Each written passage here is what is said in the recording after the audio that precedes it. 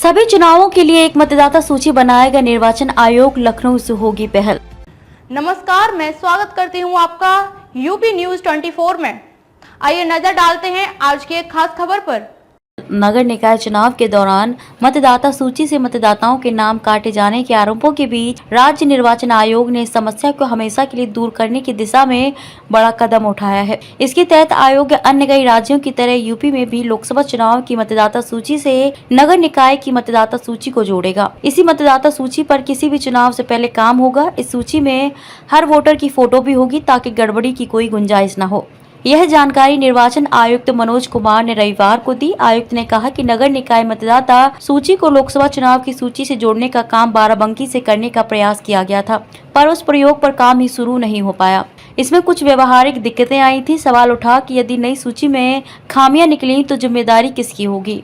वहीं भारत निर्वाचन आयोग ने इसकी जिम्मेदारी लेने से मना कर दिया। आयुक्त ने कहा कि अब हम लोकसभा चुनाव वाली सूची को आधार बनाकर अपनी फोटो युक्त निर्वाचक नामावली तैयार करेंगे। इसकी शुरुआत लखनऊ जिले से की जाएगी। इसके बाद हर जिले में सूची बनाएंगे।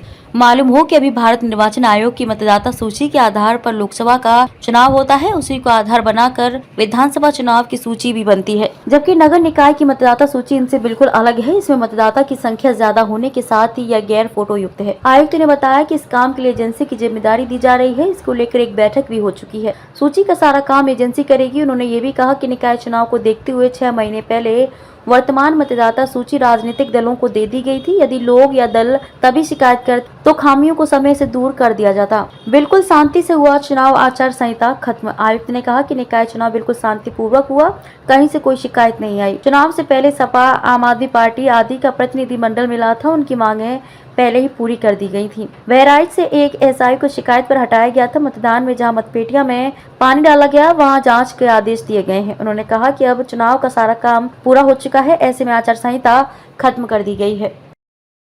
खबरों में अब तक के लिए बस इतना ही। फिर होगी मुलाकात ऐसे ही एक खास खबर के साथ। तब तक के लिए नमस्कार और बने रहिए यूपी न्यूज 24 के साथ।